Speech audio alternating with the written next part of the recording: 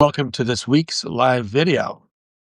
China announced that its GDP last year grew 5%, with 4.5% growth in the fourth quarter of 2025. Uh, how did China pull that off?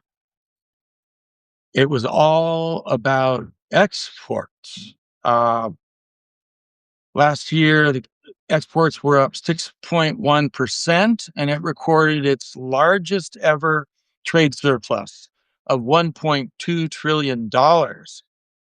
That was due to surging overseas shipments to Asia, Africa, um, Latin America, and also Europe, which more than made up for the drop in exports to the US because of Trump's tariffs.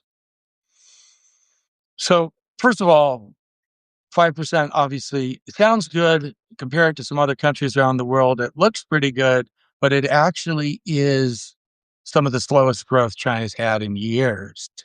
Um, and very importantly, exports aren't sustainable long term, and China knows that. The rest of the world, not just the US and the EU, is concerned about surging exports of cheap Chinese goods and what that does to their own industries, of course. If we look a little closer at the Chinese economy as well, other parts beyond exports weren't looking very good at all. Of particular concern was retail sales. They were up only 0.9%, at about a 3-year low, lowest since the pandemic. And down from 1.3% the month previous. Fixed asset investment also not looking good at all, down 3.8% last year. Much of that driven by the battered property sector, of course. That was down 17.2%, but overall infrastructure investment was down 2.2%. And again, of real concern, the private sector investment was doing very badly. It was down 6.4%. So if China can't rely on export-led growth, and it can't, what's it planning to do? Well, we heard just a day later on Tuesday from Xi Jinping, again, what Beijing intends to the path Beijing intends to pursue instead, and that is, as Xi Jinping said, to develop advanced manufacturing vigorously, of course, vigorously. But the second part, even more critical, work to make domestic demand the main driving force of economic growth. So more consumption. China knows that it needs to boost it. It's not doing well so far.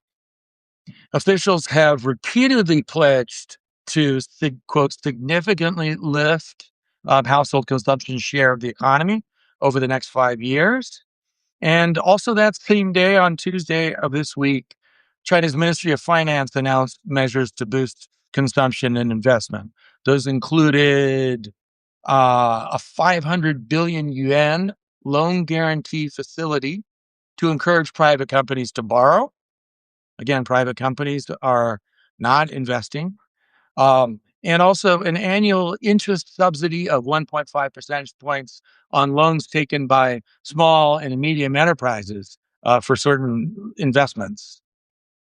The government also says it's going to expand public spending this year with a focus on boosting consumption and improving the well-being of the people.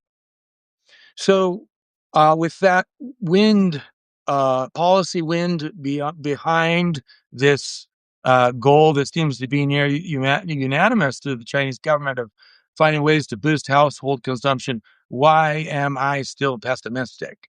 That's because China needs to carry out some really significant reforms if it wants to have any chance at all of making household consumption a real driver of the economy. It needs to find a sustainable long-term way to boost confidence amongst both consumers, households, and also businesses, and particularly private businesses. Um, if they don't get job growth up and they don't get income growth up, we're going to continue to see not a lot of confidence amongst households. And one key way to try to reverse that is for China to spend a lot more on social welfare, on education, on healthcare, on pension programs. We've heard repeatedly from Xi Jinping about his fear of so-called welfarism. And he's shown that he is not terribly enthusiastic about spending a lot of money on the Chinese people when it comes to the public good, because he says it could actually encourage laziness, is what he said. Very doesn't sound very communist at all, does it? Um, so obviously, an enormous obstacle, the property sector, still doing very, very badly. Um, when the single largest asset that you own as a family keeps depreciating, you don't feel very confident, and you don't feel ready to open your wallet and start spending. That's it for this week. I'll see you next week at the same time.